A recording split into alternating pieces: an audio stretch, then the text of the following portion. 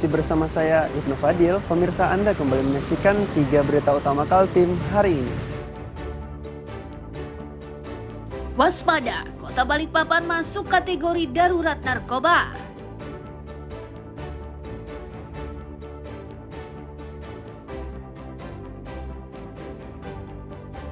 Antisipasi darurat pangan, Dinas Pangan Kabupaten Berau bersiaga.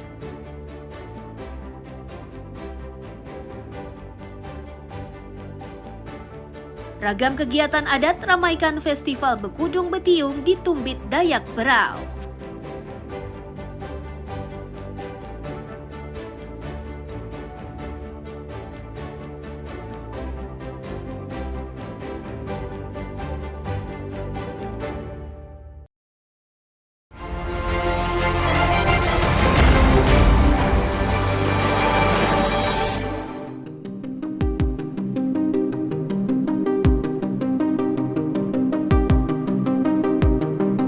Evakuasi terhadap jasad laki-laki dari dalam sebuah kapal cepat dilakukan relawan dan tim Inafis Polresta Samarinda. Dari ciri fisiknya, polisi meyakini jika pria tersebut bernama Muhammad El Sandi dan bekerja sebagai penjaga malam atau wakar di kapal tersebut. Sementara pemilik kapal menyatakan pria itu sebelumnya terlihat dan dalam kondisi sehat.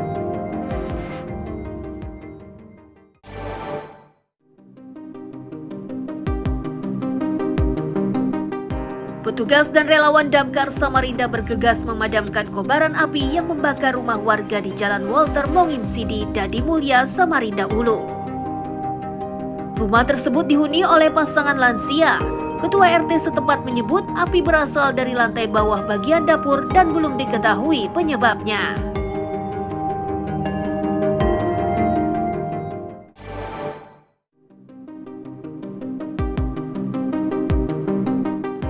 Petugas Damkar berjibaku memadamkan api di gedung arsip milik Badan Perencanaan Pembangunan Daerah atau Bapeda Kaltim di Jalan Kesuma Bangsa, Samarinda. Seorang staf Bapeda menyatakan tangki tersebut terbakar saat dipotong dengan menggunakan mesin pemotong. Alasan pemotongannya karena tangki tersebut hendak dikeluarkan dari dalam gudang.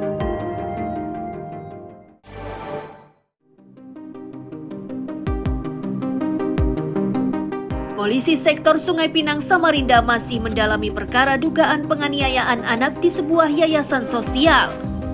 Korbannya adalah seorang anak perempuan berinisial NA berusia 4 tahun.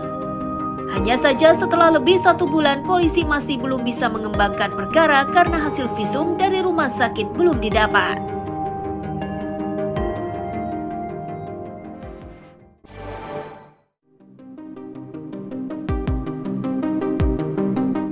Personel Badan Narkotika Nasional Kota atau BNNK Balikpapan menggeledah sebuah rumah di Jalan Gunung Bugis, Gang Ar-Rahman, Baru Ulu, Balikpapan Barat. Penggeledahan ini bagian dari pengembangan hasil penangkapan pada 7 Mei 2025 lalu. Sementara pemilik rumahnya bernama Daniati ditangkap saat dalam pelarian ke Kalimantan Utara.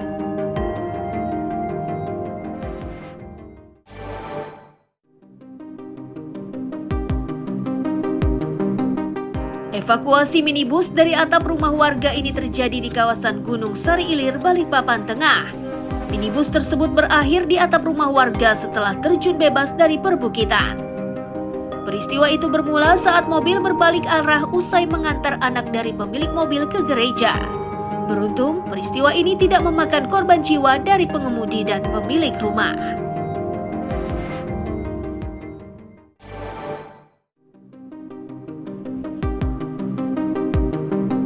Api yang membakar permukiman warga ini terjadi di Kampung Long Iram, Kabupaten Kutai Barat. Banyaknya bangunan yang terbuat dari kayu serta padatnya areal yang terbakar membuat api cepat membesar dan meluas. Petugas yang berupaya memadamkan kobaran juga menemui kendala akibat terbatasnya peralatan yang dimiliki. Penyelidikan terkait sebab musabab kebakaran masih dilakukan polisi.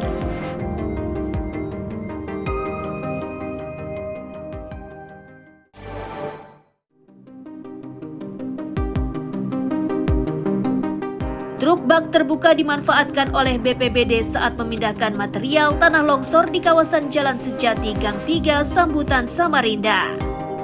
Warga menyatakan longsor terjadi usai diguyur hujan sejak semalam.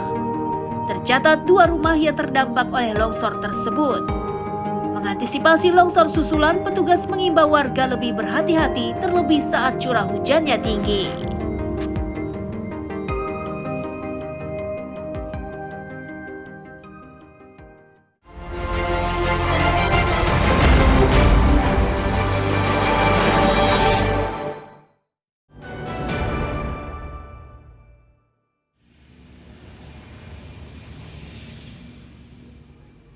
Dinas Pangan Kabupaten Berau terus bersiaga untuk mengantisipasi permintaan cadangan pangan pemerintah daerah atau CPPD.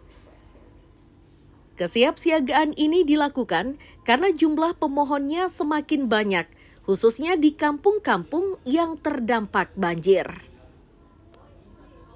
Kepala Dinas Pangan menyebut hingga Juni 2025, CPPD yang sudah disalurkan sebanyak 63 ton. Sasarannya adalah Kecamatan Tanjung Redep, Teluk Bayur, juga Kampung Pegat Bukur, Benabaru, Long Lanuk, Kecamatan Sambaliung, dan Kecamatan Kelai. CPPD kita untuk yang sudah salur itu sebanyak 25,3 ton dan akan kita salurkan kembali di akhir bulan ini 23 ton untuk wilayah Segah yang mengalami kebanjiran kemarin di Long Ahai, Long Ayap, Long Ayan. Terkait bantuan tambahan Pak, gimana Pak? Terkait tambahan ada bantuan lagi untuk penebalan bantuan sosial yang akan dikeluarkan oleh Badan Pangan Nasional berupa beras.